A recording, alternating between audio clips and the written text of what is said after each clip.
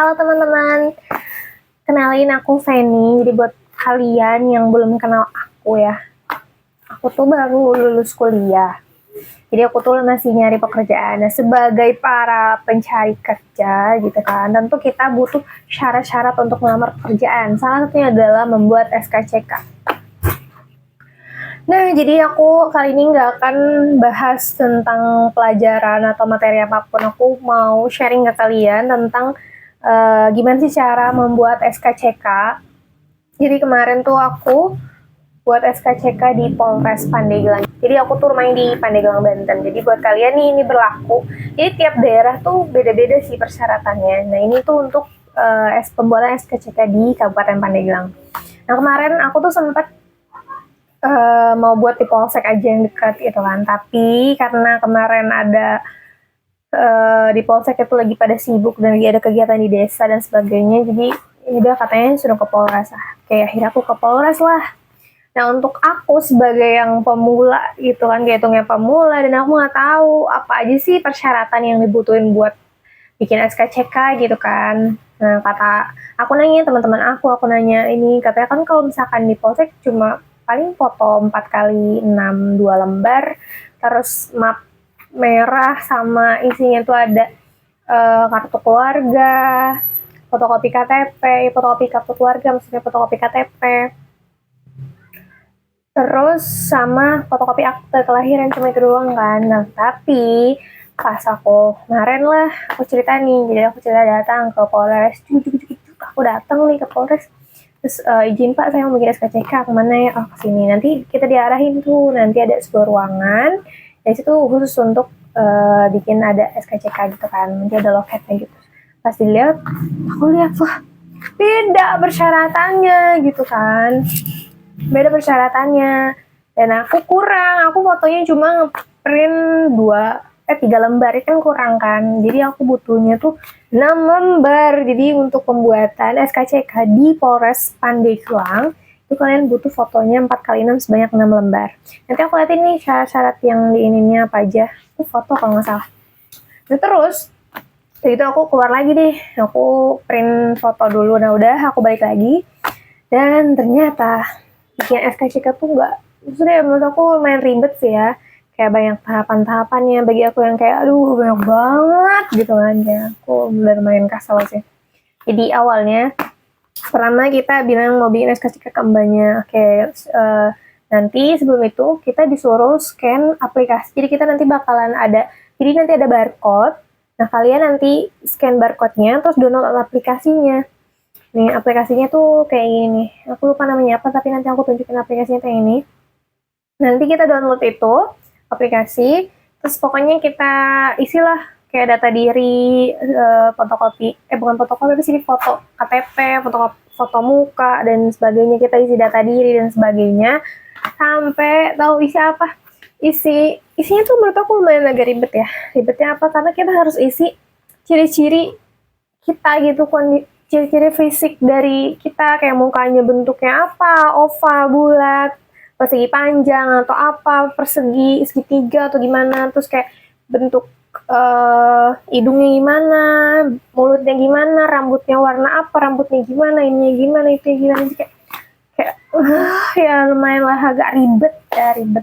Tapi kalian ya udah isi aja sesuai dengan kondisi kalian. Oke, nah setelah kalian udah isi nih, udah bisa, nanti kalian nanti ada kayak nomor antrian gitu, nanti di scan, udah nanti dapat nomor antrian, nanti kalian dipanggil kan, nanti kalian masuk nih ke ruangan yang di sebelah sana. Ntar dulu, sebelum itu kalian nanti ada disuruh ngisi juga, selain di aplikasi kalian suruh ngisi juga di kertas, ada tulis tangan, jadi jangan lupa bawa pulpen ya, jangan lupa bawa pulpen. Oke.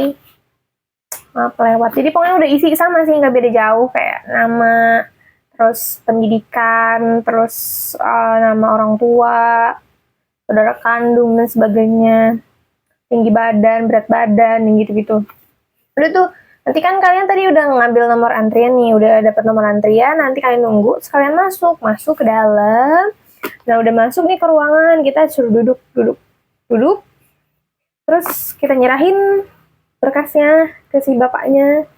Nah, terus sudah gitu nanti kita disuruh sidik jari ya. Jadi nanti ada alatnya gitu, kotak warna hitam gitu. Kita sidik jari mulai dari jempol dua-duanya, nanti kita sidik jari terus 4, terus satu-satu masing-masing ini satu-satu semua. Jadi udah semuanya, nanti ini mukanya juga kayak pertama lihat ke depan, lihat ke samping lagi gitu. Nah, udah selesai nanti si ininya dokumennya itu dikasih ke si mbaknya yang di depan tadi, udah dikasih, nanti kita nunggu lagi. Terus udah gitu kita nunggu proses pembuatan SKCK-nya. Nah, pas sudah jadi kita cek dulu ada salah atau enggak. Kalau misalnya nggak ada, balikin lagi ke mbaknya. Nah, udah gitu, udah deh selesai. Tinggal bayar 30.000. Nah, untuk pembayaran ini tergantung ya beda-beda. Karena aku pernah nanya ke temen aku yang ada di Sukabumi. Jadi aku kan nanya, gimana cara buat SKCK?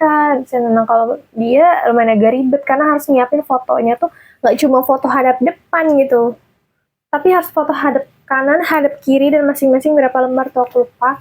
Terus yang dari kota, yang Bekasi juga, yang Bekasi beda lagi.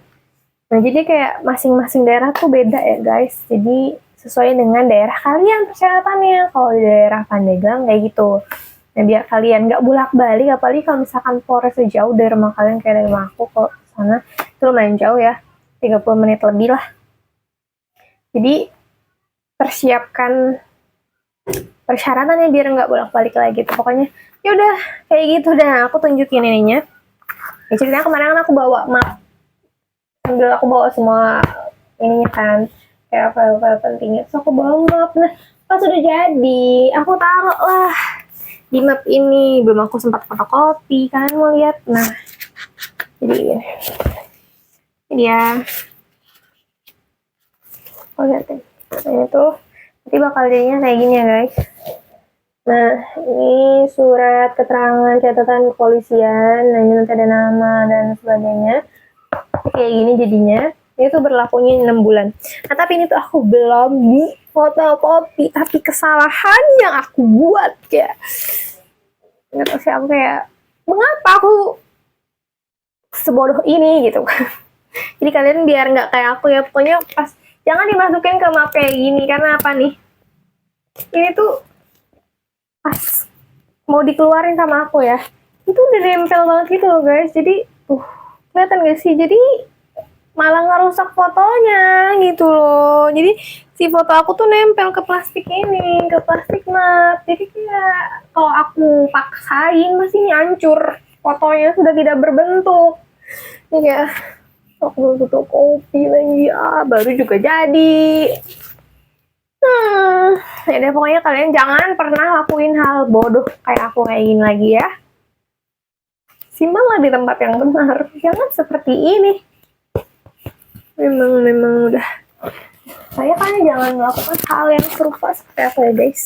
Oke, segitu aja. Sekian dari aku.